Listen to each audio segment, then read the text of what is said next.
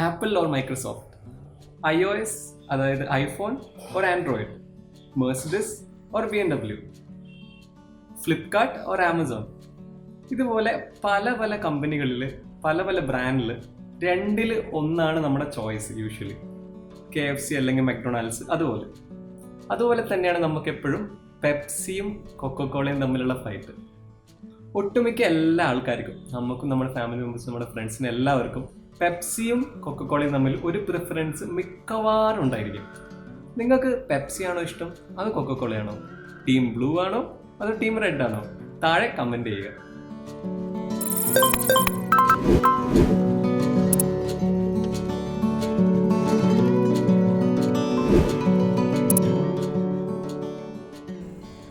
Channel 42 the everything ചാനലിന്റെ episode number 2 സ്വാഗതം.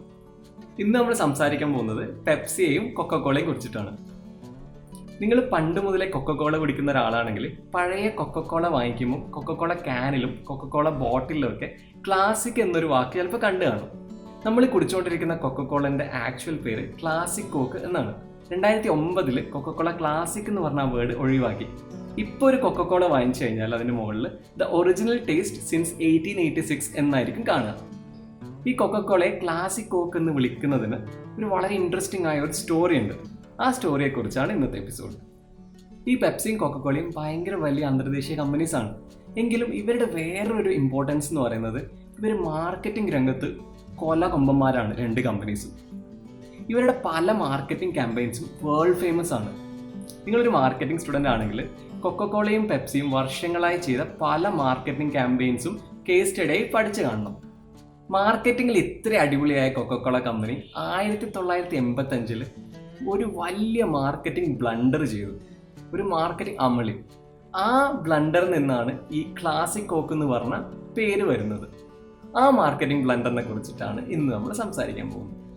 ആദ്യം നമുക്ക് കുറച്ച് ചരിത്രമാവാം. 1886 കൊക്കക്കോള കമ്പനി തുടങ്ങുന്നത്. ആദ്യം ഒരു മരുന്നായിട്ടായിരുന്നു കൊക്കക്കോള തുടങ്ങിയത്. ചുരുങ്ങിയ കാലം കൊണ്ട് തന്നെ കൊക്കക്കോള ഭയങ്കര പോപ്പുലർ ആവുകയും അമേരിക്കയിലെ തന്നെ നമ്പർ 1 ഡ്രിങ്ക് ആയി മാറുകയും ചെയ്തു. ഈ കൊക്കക്കോള കമ്പനി ഒരു ലോകോത്തര കമ്പനിയായി മാറിയത് വേൾഡ് വാർ 2 ഓടുകൂടിയായിരുന്നു. വേൾഡ് വാർ 2 സമയത്ത് അമേരിക്കൻ സോൾജേഴ്സിന് യൂറോപ്പിലേക്ക് കയറ്റി അയച്ചുകൊണ്ടിരുന്നത് വെടിയുണ്ടകളും തോക്കുകളും മാത്രമല്ല കൊക്കക്കോളയും കൂടിയായിരുന്നു. കൊക്കക്കോളയെ പോലെ സോഡയുള്ള ഫിസി ആയുള്ള ഡ്രിങ്ക് അമേരിക്കയിൽ നിന്ന് യൂറോപ്പിലേക്ക് കയറ്റി അയക്കുന്നതിന് ബുദ്ധിമുട്ടുണ്ടായ കാരണം യൂറോപ്പിന്റെ തൊട്ടടുത്ത് നോർത്ത് ആഫ്രിക്കയിൽ അവർ കൊക്കക്കോള പ്രൊഡ്യൂസ് ചെയ്യാനുള്ള ഒരു പ്രൊഡക്ഷൻ പ്ലാന്റ് തന്നെ തുടങ്ങി. കൊക്കക്കോളയെ തുടങ്ങിയ മുതൽ തന്നെ കൊക്കക്കോളക്ക് പല പല കോമ്പറ്റീഷൻസ് ഉണ്ടായിരുന്നു. അമേരിക്ക കോള, കോലിക്കോല തുടങ്ങിയ പല പല ബ്രാൻഡ്സും കൊക്കക്കോളയെ കോപ്പി അടിച്ച് കൊക്കക്കോളക്ക് കോമ്പറ്റീഷനായി വന്നിരുന്നു. ആരും പച്ചപിടിച്ചില്ല. പച്ചപിടിച്ച ഒരേ ഒരു കമ്പനി അത് പെപ്സി കോളയായിരുന്നു. 1893 ബ്രാഡ് സ്ട്രിംഗ് എന്ന പേരിലാണ് പെപ്സി ആദ്യമായിട്ട് വന്നത്. 1998 ഇതിന് പെപ്സി കോള എന്ന് പേരിട്ടത്. ആദ്യം പെപ്സി ഇറക്കിയപ്പോൾ ഇത് ഡൈജഷന് അല്ലെങ്കിൽ ദഹനത്തിന് ഹെൽപ്പ് ചെയ്യുന്ന ഒരു ഡ്രിങ്ക് ആയിട്ടാണ് ഇറക്കിയത്. അതുകൊണ്ടാണ് അതിന് പെപ്സി എന്ന പേര് വന്നത്. ഗ്രീക്കിൽ പെപ്സി എന്ന വാക്കിനർത്ഥം ഡൈജഷൻ എന്നാണ്. ഈ കോള എന്ന വാക്ക് വരുന്നത് കോള നട്ട്സ് എന്നാണ്. കഫീനുള്ള ഒരു നട്ടാണ് കോള നട്ട്സ്. അങ്ങനെ കൊക്കക്കോളയെ പോലെ ഒരു മെഡിസിൻ ആയിട്ടാണ് ആദ്യം പെപ്സി കൊക്കക്കോള തുടങ്ങിയതിന് 12 വർഷത്തിന് ശേഷം 1898 തുടങ്ങുന്നത്. 1920 വേൾഡ് വാർ 1 കഴിഞ്ഞപ്പോഴത്തേക്ക് പെപ്സി ബാങ്ക്രപ്റ്റ് ആവുകയും അവർ കൊക്കക്കോളയെ 1922 മുതൽ 1933 വരെ 3 തവണ സമീപിച്ചു. പക്ഷെ പെപ്സി ഒരു കോമ്പറ്റീഷനായി എടുക്കാതിരുന്ന കൊക്കക്കോള പെപ്സി വാങ്ങിച്ചില്ല. അത് വലിയൊരു മണ്ടത്തരമായി. കാരണം വേൾഡ് വാർ 2 ശേഷം കൊക്കക്കോളക്ക് ഇന്ന് ലോകത്ത് ഒരേ ഒരു കോമ്പറ്റീഷനാണ് ഉള്ളത്, അത് പെപ്സിയാണ്. അപ്പോൾ എന്താണ് ഈ പെപ്സിയും കൊക്കക്കോളയും? ഈ പെപ്സി, കൊക്കക്കോള അവരുടെ തന്നെ വേറെ ബ്രാൻഡ്സായ സ്പ്രൈറ്റ്, 7up, മിറിൻഡ, ഫാൻഡ തുടങ്ങിയ എല്ലാവരും 99.5% വെള്ളവും പഞ്ചസാരയും മാത്രമാണ്. ഈ ബാക്കി 0.5% വരുന്ന ചേഞ്ചസ് കാരണമാണ് അതിൻ്റെ കളറും ടേസ്റ്റും രുചിയൊക്കെ മാറുന്നത്. അതായത് നിങ്ങൾ വാങ്ങിക്കുന്ന കൊക്കക്കോള, പെപ്സി, 7up ഇതിൻ്റെയൊക്കെ 99.5% ജസ്റ്റ് വെള്ളവും ഷുഗറും മാത്രമാണ്. ഈ ബാക്കി 0.5% എന്ന് പറയുന്നത് ഈ കൊക്കക്കോളയും പെപ്സിക്കും കളർ തരുന്ന കാരമൽ, പിന്നെ ഇതിൻ്റെയൊക്കെ രുചി തരുന്ന ലെമൺ, നമ്മുടെ നാരങ്ങയുടെ ടേസ്റ്റുള്ള സിട്രസ് കോമ്പോണൻസ്, ഇതൊക്കെ കൊണ്ടുമാണ്. ഒരു റാൻഡം ഫൺ ഫാക്റ്റ്, ഈ കൊക്കക്കോള എന്ന വാക്ക് വന്നത് കൊക്ക ലീവ്സ് എന്നും കോള എന്ന വാക്ക് വന്നത് കോള നട്ട്സ് എന്നുമാണ്. നേരത്തെ പറഞ്ഞ പോലെ കോള നട്ട്സ് എന്നത് കഫീനുള്ള ഒരു നട്ടാണ്. ഈ കൊക്ക ലീവ്സ് എന്ന് പറയുന്നത് അതിലൊരു സൈക്കോ ആക്റ്റീവ് ആൽക്കലോയിഡ് കണ്ടന്റ് ഉണ്ട്. നമുക്കെല്ലാം കേട്ട് പരിചയമുള്ളൊരു സാധനമാണ്. എന്താണെന്നറിയോ? കൊക്കൈൻ. അതായത് ആദ്യം കൊക്കക്കോള ഇറക്കിയപ്പോൾ 1886 മുതൽ 1903 വരെ കൊക്കക്കോളയിൽ കൊക്കൈനും ഷുഗറും ആയിരുന്നു മെയിൻ കോമ്പണൻറ്റ്. അതാണ് കൊക്കക്കോള ഇത്രയും ഫേമസ് ആവാനുള്ള കാരണമെന്ന് പലരും പറഞ്ഞു കേട്ടിട്ടുണ്ട്. ഇപ്പോൾ കൊക്കക്കോളയ്ക്ക് ഒരു സീക്രട്ട് ഫോർമുലയുണ്ട്, ഒരു സീക്രട്ട് റെസിപ്പി. കൊക്കക്കോള കമ്പനിക്ക് ഒഴിച്ച് വേറെ ആർക്കും അറിയില്ല കൊക്കക്കോളയുടെ ആക്ച്വൽ ഇൻഗ്രീഡിയൻസും ആക്ച്വൽ റെസിപ്പി എന്താണെന്ന്. അങ്ങനെ 1960 കൊക്കക്കോളയും പെപ്സിയും തമ്മിൽ വമ്പൻ കോമ്പറ്റീഷൻ ആയപ്പോൾ കൊക്കക്കോള എപ്പോഴും അഭിമാനിച്ചിരുന്ന അവരുടെ സീക്രട്ട് ഫോർമുല, ആ സീക്രട്ട് ടേസ്റ്റിലാണ്. പെപ്സി എന്ത് ചെയ്തു കഴിഞ്ഞാലും കൊക്കക്കോളയുടെ ആ സീക്രട്ട് ഫോർമുലയുടെ ആ സീക്രട്ട് ടേസ്റ്റിനെ മുട്ടാൻ പറ്റില്ല എന്നുള്ളൊരു വിശ്വാസം കൊക്കക്കോളക്ക് ഉണ്ടായിരുന്നു. ആ ഇടക്കാണ് 1970 പെപ്സി ഒരു മാർക്കറ്റിംഗ് മാസ്റ്റർ പീസായിട്ട് പുറത്തു വന്നത്. അതിൻ്റെ പേരായിരുന്നു ദ പെപ്സി ചാലഞ്ച്.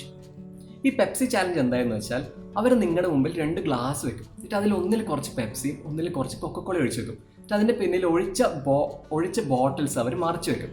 എന്നിട്ട് നിങ്ങളുടെ അത് ബ്ലൈൻഡ് ടേസ്റ്റ് ചെയ്യാൻ പറയും. നിങ്ങളത് ഒന്നുമില്ലാതെ ജസ്റ്റ് ടേസ്റ്റ് ചെയ്ത് നോക്കിയിട്ട് നിങ്ങളോട് ചോദിക്കും ഏതാണ് കൂടുതൽ ടേസ്റ്റ് എന്ന്. ഞാൻ നേരത്തെ പറഞ്ഞല്ലോ, നമുക്കിപ്പോൾ KFC ആണ് ഇഷ്ടം, മക്ഡൊണാൾഡ്സ് ആണ് ഇഷ്ടം, ആപ്പിൾ ആണ് ഇഷ്ടം, മൈക്രോസോഫ്റ്റ് ആണ് ഇഷ്ടം. ഇതിനൊക്കെ ടേസ്റ്റോ അല്ലെങ്കിൽ ഇൻട്രസ്റ്റോ കൂടാതെ ഒരു ബ്രാൻഡ് ലോയാലിറ്റി വലിയൊരു ഫാക്ടറാണ്. ഈ കൊക്കക്കോളക്ക് US ഭയങ്കര ഒരു ബ്രാൻഡ് ലോയാലിറ്റി ഉണ്ടായിരുന്നു.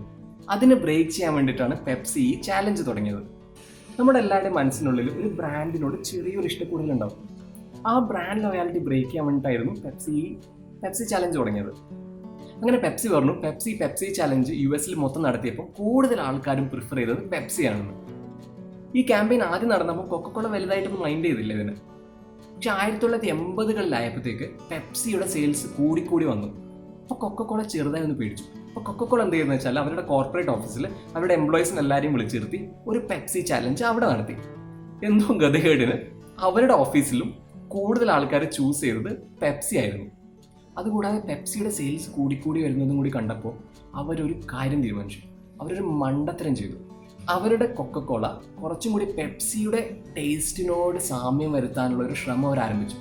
ഇത്രയും കാലം സീക്രട്ടായി അവർ കരുതിയിരുന്ന കൊക്കക്കോളയുടെ the original recipe, the secret formula അവരെടുത്ത് മാറ്റി കുറച്ചും കൂടി പെപ്സിയുടെ ടേസ്റ്റിന് സാമ്യമായിട്ടുള്ള ഒരു ടേസ്റ്റ് ആക്കാൻ അവർ കുറച്ച് പഞ്ചസാരയൊക്കെ ആഡ് ചെയ്ത് ഒരു പുതിയ ഫോർമുല ഉണ്ടാക്കി. ആ പുതിയ ഫോർമുല വെച്ച് 1985 അവർ കൊക്കക്കോളയെ മാറ്റിമറിച്ചു. 1985 അവർ ദ ന്യൂ കോക്ക് എന്ന് പറഞ്ഞ് ന്യൂ കോക്ക് പുറത്തിറക്കി. അതോടൊപ്പം പഴയ കൊക്കക്കോള നിർത്തി. ഇതൊരു ശുദ്ധ മാർക്കറ്റിംഗ് മണ്ടത്തരമായിരുന്നു. കാരണം പെപ്സിയെ സംബന്ധിച്ചിടത്തോളം ഇത് വലിയൊരു വിജയമായിരുന്നു. അവർ പറഞ്ഞു, നമ്മൾ പണ്ടേ പറഞ്ഞതല്ലേ കൊക്കക്കോളനേക്കാളും ടേസ്റ്റ് പെപ്സിയാണെന്ന്. ഇപ്പോൾ അവർ തന്നെ സമ്മതിച്ചില്ലേ. അവർ തന്നെ ഇപ്പോൾ പെപ്സിയെ പോലെ ടേസ്റ്റ് ചെയ്യുന്ന ഒരു കൊക്കക്കോള ഉണ്ടാക്കാനുള്ള ശ്രമമാണല്ലോ അവരുടെ ഈ ന്യൂ കോക്ക് എന്ന് പറയുന്നത്. അതോടൊപ്പം ഈ പുതിയ കോക്ക്, ദ ന്യൂ കോക്ക്, മാർക്കറ്റിൽ വമ്പൻ പരാജയമായിരുന്നു. ആർക്കും അതിൻ്റെ ടേസ്റ്റ് ഇഷ്ടമില്ല. കൂടാതെ കൊക്കക്കോള എന്ന് പറയുന്ന ടേസ്റ്റിനെക്കാളും ആ ഒരു ബ്രാൻഡ് ലോയാലിറ്റി, അതായത് ഒരു നൊസ്റ്റാൾജിയ ഫാക്ടർ, ഒരു അമേരിക്കൻ ഫീൽ, അതായിരുന്നു കൊക്കക്കോള പലർക്കും. ആ സീക്രട്ട് ഫോർമുല, ഒറിജിനൽ റെസിപ്പി പോയതോടുകൂടി ആൾക്കാർക്ക് ഭയങ്കര ദേഷ്യം വന്നു കൊക്കക്കോളയായിട്ട്. അവർ കൊക്കക്കോള പാടെ വിട്ടു. എന്ത് സംഭവിച്ചു വെച്ചാൽ, പുതിയ കൊക്കക്കോള ഇറക്കിയിട്ട് വെറും 10 ആഴ്ച കൊണ്ട് കൊക്കക്കോള പരാജയം സംബന്ധിച്ച് ഈ പുതിയ കൊക്കക്കോള മാർക്കറ്റിൽ നിന്ന് മാറ്റുകയും ആ പഴയ കൊക്കക്കോള തിരിച്ചു കൊണ്ടുവരികയും ചെയ്തു. ആ പഴയ കൊക്കക്കോള തിരിച്ചു കൊണ്ടുവന്നപ്പം ഇത് പുതിയ കൊക്കക്കോള അല്ലാന്ന് കാണിക്കാൻ വേണ്ടിയിട്ട് അവരതിന് പുതിയൊരു പേരിട്ടു, ദ ക്ലാസിക് കോക്ക്. അങ്ങനെ ഈ കൊക്കക്കോള ബോട്ടിൽസിലും ക്യാൻസിലൊക്കെ അവർ ക്ലാസിക് കോക്ക് എന്ന് പ്രിന്റ് ചെയ്ത് തുടങ്ങി. ഒരു 24 വർഷത്തോളം കൊക്കക്കോള ക്യാനിലും ബോട്ടിലൊക്കെ ആ ക്ലാസിക് കോക്ക് എന്ന് പറഞ്ഞ പേര് നിലനിന്നു. പക്ഷെ അവരുടെ മാർക്കറ്റിംഗ് ഫെയിലിയറിൻ്റെ ഒരു പ്രതീകമാണ് ആ ക്ലാസിക് എന്ന വാക്ക്. അങ്ങനെ 2009 അവരത് എടുത്തു കളയാൻ തീരുമാനിച്ചു. ഇപ്പോൾ ദ ഒറിജിനൽ ടേസ്റ്റ് സിൻസ് 1886 എന്നാണ് കൊക്കക്കോള ബോട്ടിലും ക്യാനിലൊക്കെ ഉള്ളത്. ഈ കോള വാർസിൽ പല സ്റ്റോറീസും പല ഇഷ്യൂസ് ഉണ്ടായിട്ടുണ്ട്. അതിലൊരു മേജർ സ്റ്റോറിയാണ് ഇന്ന് ഞാൻ ഷെയർ ചെയ്തത്. ഇതുപോലുള്ള ഒരു റാൻഡം ഫാക്റ്റുമായിട്ട് നമുക്ക് അടുത്ത് തന്നെ കാണാം. അതുവരെ ചാവ്. ബൈ ദ വേ, കഴിഞ്ഞ എപ്പിസോഡ് അവസാനിപ്പിച്ചപ്പോൾ ഞാൻ ചാവ് എന്ന് പറഞ്ഞപ്പോൾ പലരും എന്നോട് ചോദിച്ചു എന്താണ് ഈ ചാവ് എന്ന്. അതൊരു ഇറ്റാലിയൻ വാക്കാണ്. ഇറ്റാലിയനിൽ ഹലോ അല്ലെങ്കിൽ ഗുഡ് ബൈ എന്ന അർത്ഥം വരുന്ന വാക്കാണ് ചാവ്. അതുകൊണ്ട് കാണാം. ചാവ്. ഞാൻ നിങ്ങൾ നേരത്തെ ചോദിച്ചായിരുന്നില്ല നിങ്ങൾ ടീം ബ്ലൂ ആണോ ടീം റെഡ് ആണോ എന്ന്. എൻ്റെ കൂട്ടുകാരൊക്കെ ഓൾമോസ്റ്റ് എല്ലാവരും ടീം റെഡ് ആണ്. 2012 റിപ്പോർട്ട് പ്രകാരം ഇന്ത്യയിൽ ടീം ബ്ലൂ ആണ് മുകളിൽ. ടീം ബ്ലൂവിന് 15% മാർക്കറ്റ് ഷെയറും ടീം റെഡിന് ആകെ 8.8% മാർക്കറ്റ് ഷെയറും ഉള്ളൂ. നിങ്ങൾ ടീം ബ്ലൂ ആണോ ടീം റെഡ് ആണോ എന്നുള്ളത് താഴെ കമൻറ്റ് ചെയ്യുക. ഇനി ഞാൻ ടീം ബ്ലൂ ആണോ ടീം റെഡ് ആണോ? ഞാൻ ഇത് രണ്ടുമല്ല, ഞാൻ ടീം ഗ്രീൻ ആണ്. അമുൽ മസ്തി ബട്ടർ മിൽക്ക്, ഇതാണ് എൻ്റെ ഫേവറേറ്റ്.